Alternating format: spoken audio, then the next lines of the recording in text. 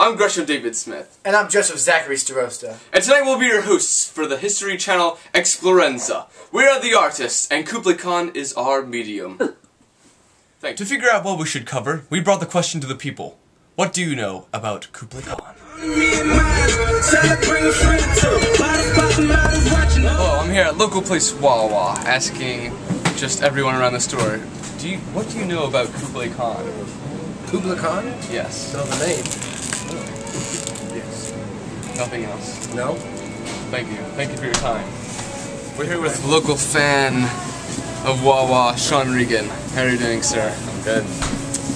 Sean Regan, what do you know about Kublai Khan? Nothing. There you have it. I'm here with Mr. Eamon. Mr. Eamon. Mr. Eamon, do you know who Kublai Khan is? No, I don't. Do you know that Pennsylvania's state bird is the flamingo? No, I don't. I'm Gresham Smith here with Jamal. Jamal, what kind of smoothie do you have blending in the machine right now? Reese's milkshake. Reese's milkshake, there you have it. Now, I'm going to ask you a question about Kublai Khan. Do you know anything about him? No. Do you believe in the afterlife? No. There you have it, folks. No one here knows who Kublai Khan is. I have to say I'm slightly disappointed. We actually didn't meet anyone who knows who Kublai Khan is. Kublai Khan, born in 1215, the grandson of Genghis Khan. Though he was Mongolian, he was born as Chinese royalty. He enjoyed the luxuries of a Chinese emperor. Kublai goes on and he becomes Khan. He's elected May 5th in 1260. Then he conquers the other Khanates and becomes known as the Great or Wise Khan. This established the Yuan dynasty.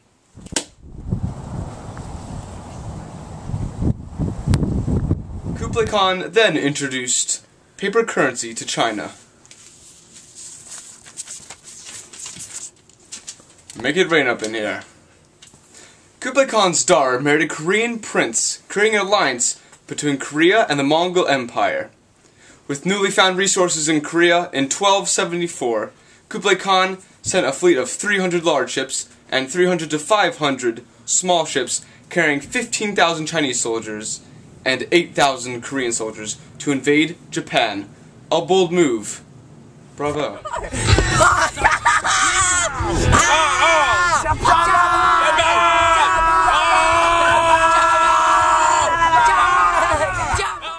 The Chinese docked off from South Korea and made their way over to Japan. Shut up, Joe. Excuse me. Do you know where Japan is? Japan? Yeah, we're trying to invade it. Okay, so you go down 309. When you get to the end, turn left, and it's right there. Thank you very much.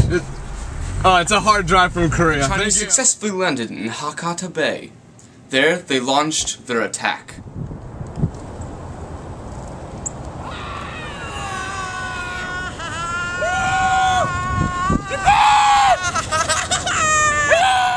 The Chinese successfully landed in Japan.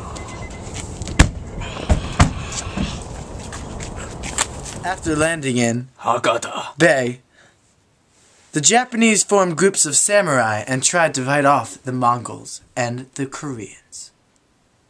The Japanese were totally unprepared from a Chinese invasion.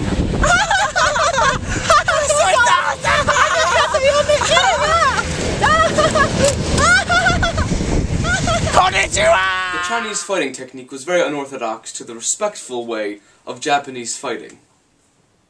It caught them extremely off guard.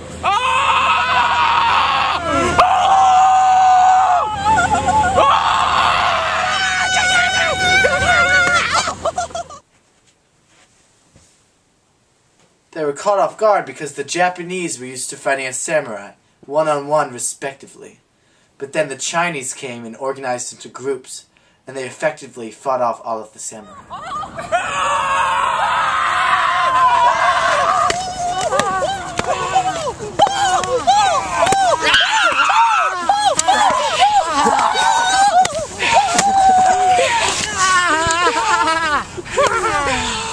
History is three-dimensional.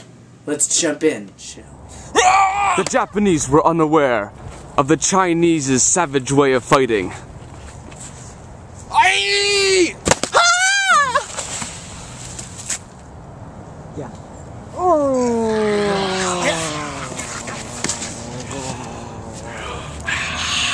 The Japanese were caught off guard again and again.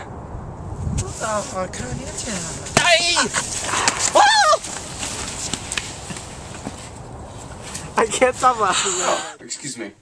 I was trying on my ethnic Russian hats. Now, one thing that is critical to understand is that the Chinese were successful at the Battle of Hataka Bay. And in retreating, some Japanese chose the honorable Bushido way of death, disemboweling themselves. Disgusting, but honorable. This was known as seppuku. I will demonstrate now. Normally you do it to yourself, but for educational purposes, I will do it to Joseph. Guts.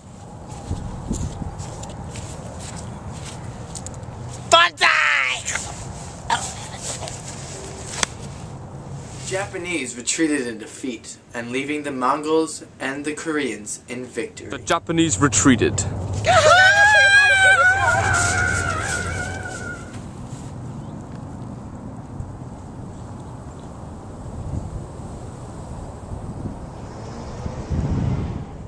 The looming storm hung above the Chinese heads after the victory.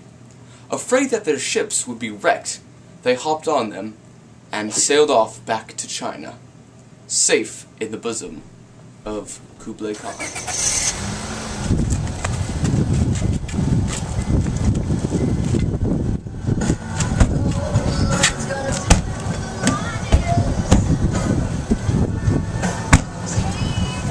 Retreat! Several years later, Kublai tried again to conquer Japan. This time he sent 150,000 men. The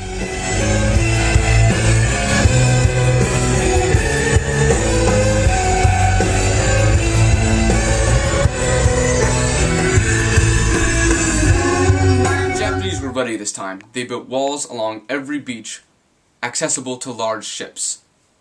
There was nowhere in all of Japan to land. Japan's borders are securely guarded. Oh, mother trucker! There's nowhere to park in Japan! Leave us alone! I'm trying to park! Chinese stayed at sea for a while, searching for somewhere to land. But then, disaster struck. A giant hurricane came and wiped out almost all of the Chinese fleet.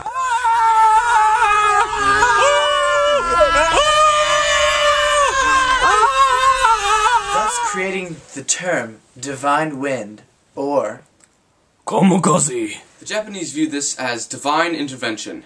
The term kamikaze was later used in World War II to describe an honorable death from Japanese pilots hitting battleships. American battleships. These bastards. Kublai was eventually going to launch a third attack and try to conquer Japan once and for all. But then, he died. Yeah, he's gone. Dead. Forever. He's gone. Dead. In his grave. Dead. After the Japanese were successful, the samurai expected a form of pay. Back then, in feudal Japan, they expected land as pay. But due to the fact that they were fighting off the Chinese, they had no Chinese land to take. Therefore, this ended Japanese feudalism. Thank you for joining us into the exploration of Kublai Khan. Thank you.